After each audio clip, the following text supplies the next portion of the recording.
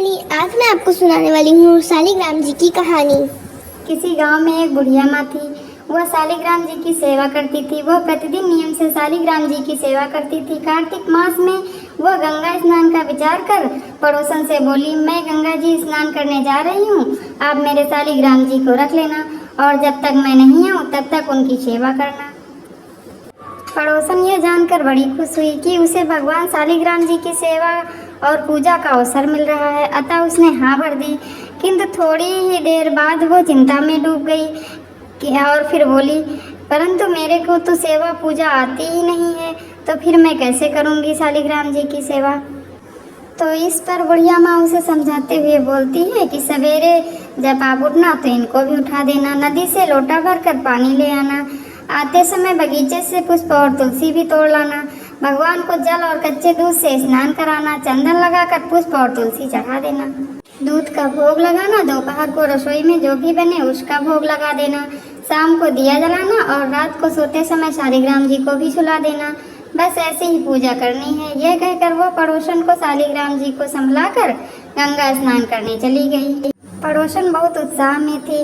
पड़ोसन ने सब कुछ बुढ़िया माँ के कहे अनुसार किया। सवेरे उठते ही शालिग्राम भगवान को भी आवाज़ लगा दी कि भगवान उठ जाओ, सुबह हो गई है।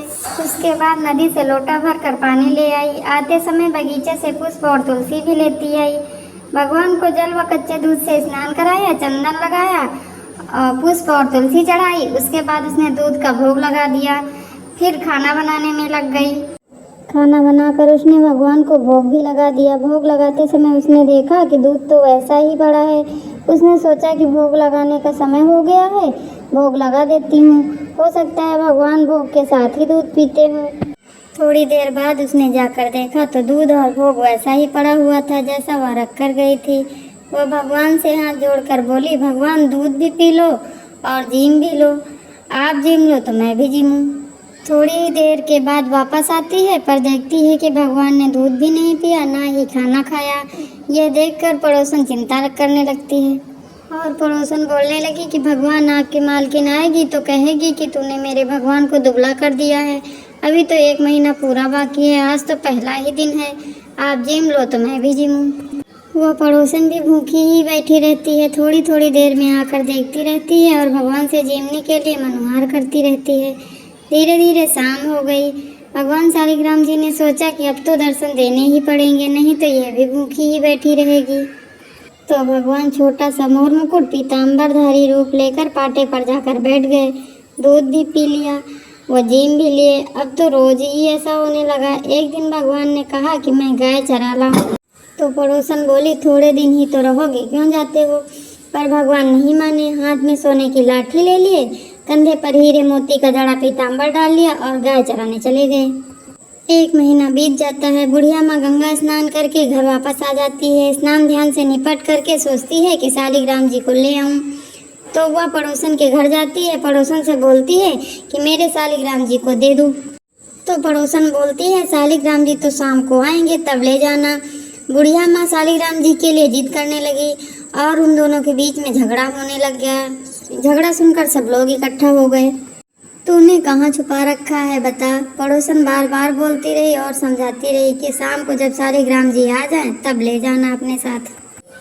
शाम को जब भगवान जी गाय चरा कर आए और गाय को उसकी जगह पर छोड़कर भगवान पड़ोसन के मंदिर में विराजमान हो गए, तब पड़ोसन बुढ़िया माँ से बोली कि अब ले जाओ आप अपने भगवान जी को।